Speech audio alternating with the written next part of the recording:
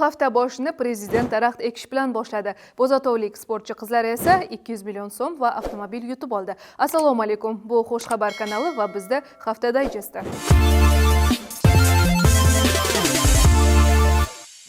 Prezident Shavkat Mirziyoyev Yashil makon umummilliy loyihasi doirasida ko'chat ekish tadbirida ishtirok etib, milliy dendrologiya bog'ini barpo etishga start berdi. O'tgan davrda 2000 gektardan ziyod maydonda 942 ta yashil bog' va yashil jamoat parklari, 47 ta massivda yangi O'zbekiston bog'lari barpo etildi. Respublikaning tog', cho'l va adir hududlarida 256 ming gektar o'rmon tashkil qilindi. Orolning qurigan tubida 2 million gektar maydonda yashil qoplamali himoya o'rmonzorlari yaratildi. Shamol va qum-chang bo'ronlarining zararli ta'sirini oldini olish maqsadida 33 ta tumanda 60 kilometrli yashil belbog' hosil qilindi.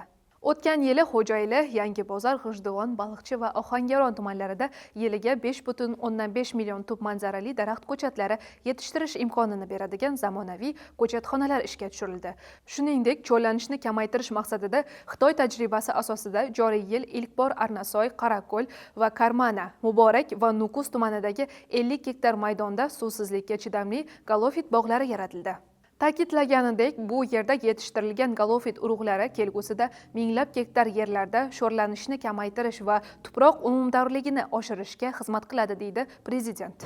O'tgan haftada ko'pchilikni quvontiradigan xushxabar: bo'zatovlik sportchi qizlar 200 million so'm va avtomobil yutib oldi. 29 mart kuni Surxondaryo viloyatida bo'lib o'tgan Maktabgacha va Maktab ta'limi vaziri kubogi sport musobaqalarining final bosqichida Qoraqalpog'iston Respublikasi Bo'zatov tumani 10-maktab jamoasi 2 o'rinni egallab 200 million so'm pul mukofoti va Damas avtomobilini yutib oldi. Shuningdek, Surxondaryo viloyatining 30-maktab jamoasi 1-o'rinni, 42-maktab jamoasi esa 3-o'rinni qo'lga kiritdi va 1-o'ringa 250 million so'm, 3-o'ringa esa 150 million so'm pul mukofotlari berildi. Amudaryo tumanida o'tgan haftada bir nechta yangi loyihalar ishga tushdi. Qoraqalpog'iston Respublikasi Jo'xori kengashining raisi Amanbay O'rinbayev Amudaryo tumanida aholining turmush sharoitini yaxshilash, tadbirkorlikni rivojlantirish orqali yangi ish o'rinlarini yaratish borasida amalga oshirilayotgan ishlar bilan tanishdi. Gulzor mahallasidagi Rizq baraka mas'uliyati cheklangan jamiyati tomonidan savdo markazi tashkil etish, Bo'yovul mahallasidagi xususiy tadbirkor Doniyor Jumamuratov tomonidan mebel ishlab chiqarish, Chordaradagi Amudaryo Eko-market mas'uliyati cheklangan jamiyati tomonidan Eko bozor va zamonaviy avtoturargoh tashkil etish loyihalari ko'zdan kechirildi. Shuningdek, Jo'xori kengashi raisi Dona avlod nodavlat maktabgacha ta'lim tashkilotining ochilishida ishtirok etdi va yaratilgan sharoitlar bilan tanishdi. Qo'ng'irot tumanida ham yosh tadbirkorlarning muvaffaqiyatli loyihasi o'z faoliyatini boshladi. Tumanning temir yo'l mahalla fuqarolar yig'ini hududida yosh tadbirkor tomonidan Farux Politech korxonasi tashkil etilib, polietilen paketlari ishlab chiqarish yo'lga qo'yildi.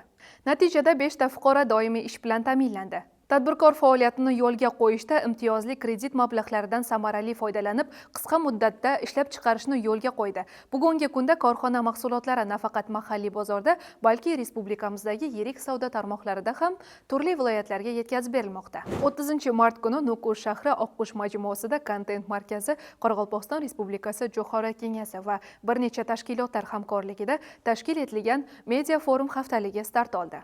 Media haftalikning 5 kunlik intensiv o'quv seminarlari davomida ijtimoiy tarmoq faollari, jurnalistlar va blogerlar, vaynerlar o'z bilimlari bilan o'rtoqlashdi. Dastur doirasida kontent yaratish, fact-checking, raqamli gigiyena, SMM va strategik kommunikatsiyalar bo'yicha amaliy trening va mahorat darslari o'tkazildi. Shu bilan birga SMM va mobilografiya bo'yicha ishtirokchilar uchun bepul o'quv kurslari ham taqdim etildi.